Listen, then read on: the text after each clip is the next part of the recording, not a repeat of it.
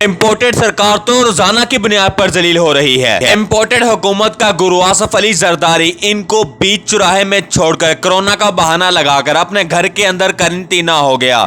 बेचारी मासूम और बेसहारा 14 जमाती पीडीएम को दर दर की ठोकरें खानी पड़ रही हैं और आसफ जरदारी अपने घर के अंदर आराम से बैठा है। ये लाई गई इम्पोर्टेड सरकार आए दिन नई से नए बहाना बनाकर अवाम को बेवकूफ बनाने के लिए कोई ना कोई प्रेस कॉन्फ्रेंस कर डालते हैं। कुछ लोग इनको बेवकूफ समझते हैं, लेकिन ये पूरे पाकिस्तान को बेवकूफ समझते हैं। जैसा कि आप देख सकते हैं कि मरियम नवाज अमीर सादतीन के साथ खड़ी होकर प्रेस कॉन्फ्रेंस कर रही है। सोशल मीडिया का कहना है कि तितली अपने कोपैक के साथ खड़ी होकर प्रेस कॉन्फ्रेंस कर रही है। इस डीजल से पूछा गया कि आपने तितली का लफ्ज इस्तेमाल क्यों किया, तब इसने इरशाद फरमाया कि तितली का लफ्ज कोई गाली नहीं है। फिर हमने भी मरियम को तितली बना दिया। में रहो, जमीयत वाले जिंदा हैं। हम जमीन इतनी गर्म कर देंगे आपके लिए कि आपकी यूथियों के नरम तलवे उस जमीन पर नहीं रखे जा सकेंगे। हम फजा को इतनी गर्म कर देंगे कि तुम्हारी ये छोटी छोटी तितलियां इनके पर नहीं बर्दाश्त कर सकेंगे उस फजा। ये तो मौलाना साहब ने जोश खिताबत में अल्फाज इस्तेमाल किए। हम भी मौलाना फजल रहमान के नक्शे कदम पर चलते हुए मरियम आपको तितली का लकब देते हैं। वैसे देखा जाए तो इनकी पार्टी में हर जानवर मौजूद है। चिड़िया, तोता, कौवा, चमगादड़, तमगादड़, खोता, खच्चर, हर चीज मौजूद है इनकी पार्टी में। लेकिन हम नहीं, हम सिर्फ तितली लफ्ज ही इस्तेमाल करेंगे क्योंकि वो हमें बहुत ज्यादा पसंद है। जैसा कि मौलाना फरमाते हैं कि तितलियां लड़कियों को कहा, कोई गाली नहीं है। ये मौलाना फजल रहमान की तितली आए दिन नई से नई सर्जरी करवाती हैं और खूबसूरत बनने की कोशिश में लगी हुई हैं। 69 साल बूढ़ी, अब कोई हया कर लो। इस तितली को चाहिए कि कौम का पैसा कौम को वापस कर दे या इस मुल्क से दफा हो जाए। इसने दिमाग खाया हुआ है। एक प्रेस कॉन्फ्रेंस के दरमियान मौलाना अपनी तितली को अकेला छोड़कर चलते बने। वजह पता नहीं क्या बनी। मौलाना ऐसे लाचार दिखाई दिए जैसे मरियम के आगे सफदर हैवान है। इसकी ही जुबानी 25 लाख उलमा इकराम का सरताज मरियम नवाज के आगे बेबस दिखाई दिया। जैसा कि आप देख सकते हैं कि मरियम नवाज प्रेस कॉन्फ्रेंस के दरमियान अपने तनख्वाहदार सहाफियों के साथ प्रेस कॉन्फ्रेंस करते हुए उनसे सवाल लिए और प्लानिंग के तहत उनको जवाबात चूंकि सिलेबस के अंदर सवाल मौजूद थे, इसलिए मरियम नवाज घर से ही तैयारी करके आई थी इस प्रेस कॉन्फ्रेंस की। मरियम नवाज का सारा जोर सिर्फ इस बात के ऊपर था कि सुप्रीम कोर्ट ने हमारे साथ ज्यादती की है। ये तितली अपने परों की तरह बहुत से रंग बदलती है। कभी एंटी इस्टेब्लिशमेंट बन जाती है और कभी इस्टेब्लिशमेंट के साथ खड़ी हो जाती है। ऐसे में डी ग्रेड लोग कंफ्यूज हो ही जाते हैं, इसलिए मौलाना फजल रहमान कंफ्यूज होकर चलते बने। ये मासूम तितली गरीब अवाम की बात करने की बजाय अपना रोना और अपने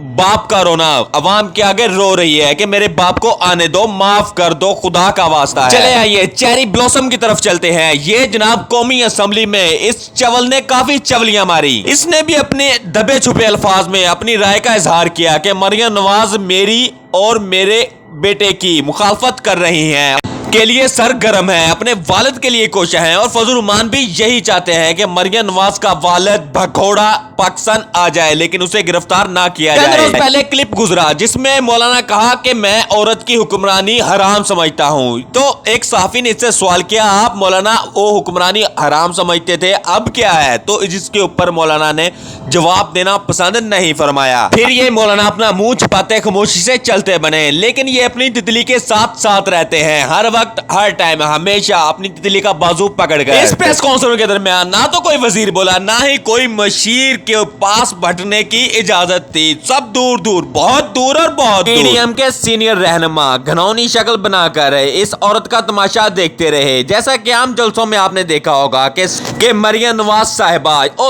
तितली लास्ट पर आती है और तकरीर करती जाती है। बाकी सियासी पार्टियों के सीनियर रहनुमा कुर्सियों पे पीछे बैठे हुए मजलूमों की तरह मुंह तकते रह जाते हैं। जलसों के ऊपर जलसे इन्होंने खूब किए, लेकिन फायदा किसी को भी हासिल नहीं हुआ क्योंकि पाकिस्तान तहरीक इंसाफ 20 में से 17 सीटें ले उड़ी। अरे भाई, इनका मेन मकसद सीटें लेना नहीं था, इनका मेन मकसद तो इक्तदार में आकर अपने वालिद साहब को यानी गुरु, सियासी गुरु जरदारी और नवाज शरीफ दोनों के केसेस खत्म करना है। वैसे तो इस प्रेस कॉन्फ्रेंस के जरिए मौलाना ने कुछ भी नहीं खटा और ना ही मरियम नवाज को कुछ मिला और ना ही कोई मकसद था, लेकिन मौलाना की इज्जत का अंदाजा हो गया होगा आप सबको। मौलाना ने कंफर्म है कि मियां साहब से शिकायत इसकी कर दी होगी कि इसे दौरान प्रेस कॉन्फ्रेंस ये इज्जत मिली। सोशल मीडिया पर एक मौलाना साहब की ایک تقریر وائرل ہو گئی ہے جو کہ ایک پشتو میں تقریر کر رہا ہے.